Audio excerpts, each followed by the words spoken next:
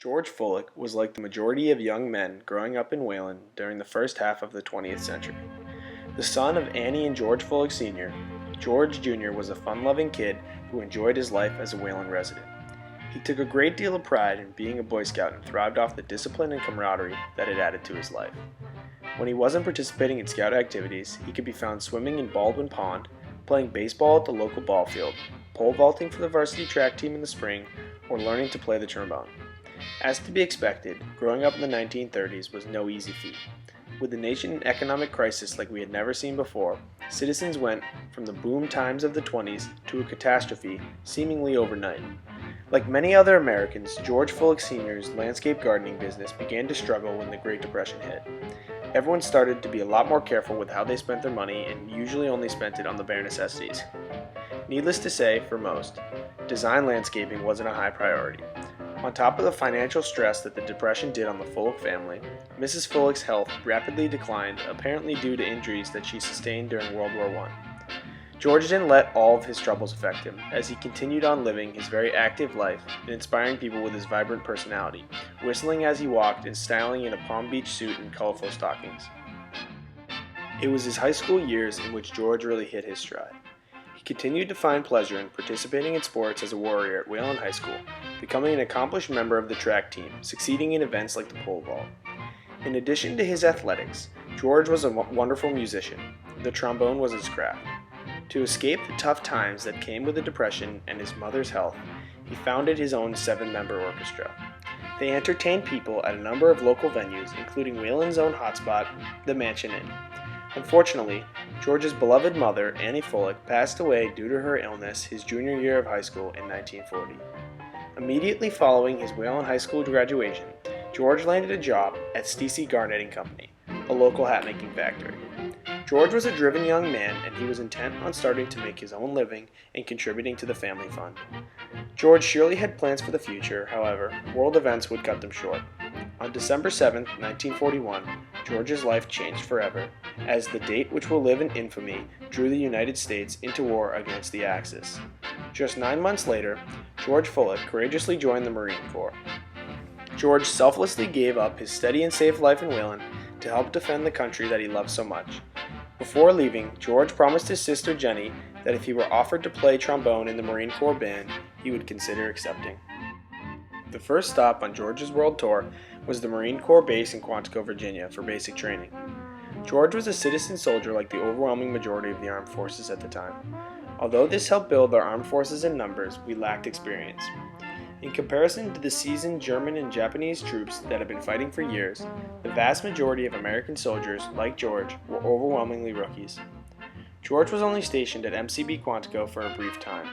He was quickly moved to Camp Pendleton, California. George was now 2,500 miles away from his home, his friends, and his family. Camp Pendleton was established in 1942 and promptly became the major West Coast base of the Marine Corps.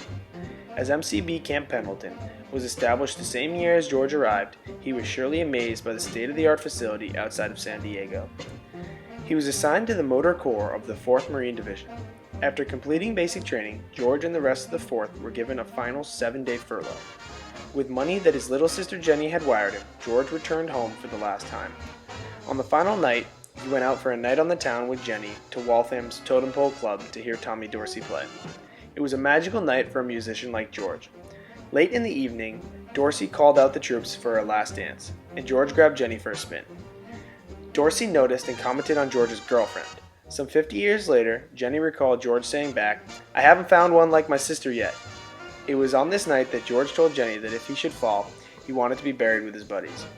George then returned to Camp Pendleton and reunited with the rest of the 4th. They jumped right into the island hopping campaign. George, now known as Corporal Fullick, first went to the Marshall Islands in late winter of 1944. After an 18-day journey from Hawaii, George saw combat for the first time. George and the Fighting 4th helped take down 2 small but well-defended atolls. The 4th then moved on to the island of Saipan. Saipan was considered to be the Japanese stronghold of the Marianas Islands. This was a pivotal battle in the war as Saipan lay only 1,500 miles from Tokyo, more specifically, within B-29 range of the Japanese homeland. The Fighting 4th fought alongside the 2nd Marine Division and the Army's 27th Infantry Division and defeated the Japanese in 26 days.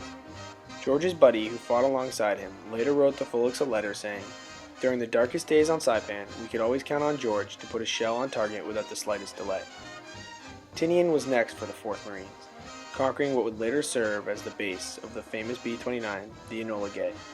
Again, George and his brothers came out victorious, but at a cost.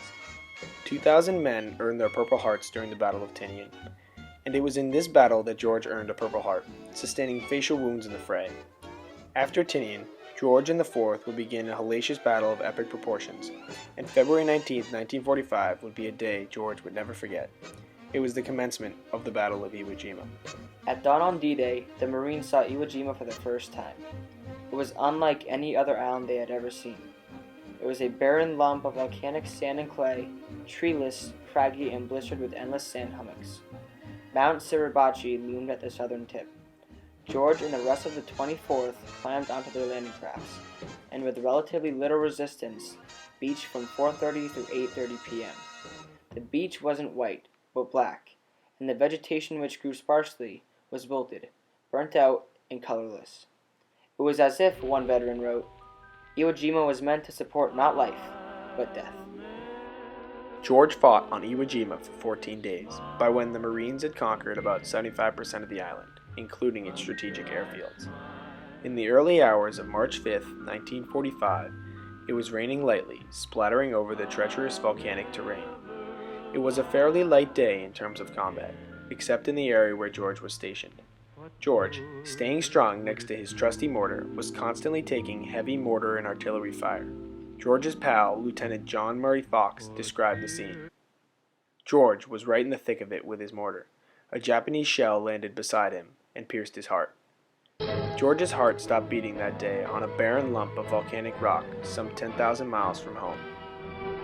A few days later, as George Fullick Sr. was walking to Gerald's store in Cochituate to grab the newspaper, there was a Western Union telegram waiting for him. George Sr. grabbed the note, folded it up, put it in his pocket, and started walking home. We can only imagine the embrace that he and Jenny shared in the privacy of their Damon Street home that day, remembering their times they shared with George, yearning to hear his laugh or the sweet notes of his trombone one more time, speculating about what George's future could have been. A successful businessman, or a musician perhaps. George Sr. was surely weeping for his lost son, and Jenny for her best friend and big brother. The two of them feeling lonely, having lost a mom and a son in the family, both from war. George Jr.'s death not only affected the Fullicks, but also the whole community of Wayland. George Sr. went to the next Cub Scouts meeting and said, "I have lost my son, so you're going to have to share yours with me." There have been over 1 million George Fullick Jr.'s in American history, and just as many Fullick families. An ordinary boy from a small town, shipped off to war to protect the nation. A hero, fallen in the field of battle next to his buddies. It is men and women like George and the strength of their families that enable America to be the great nation that it is. George, along with 6,800 boys, gave the ultimate sacrifice at Iwo Jima so that millions more could prosper. Fulfilling his wish, George Fullick Jr. now rests with his buddies with a Purple Heart medallion over his chest in the Punchbowl, Hawaii, the National Memorial Cemetery of the Pacific.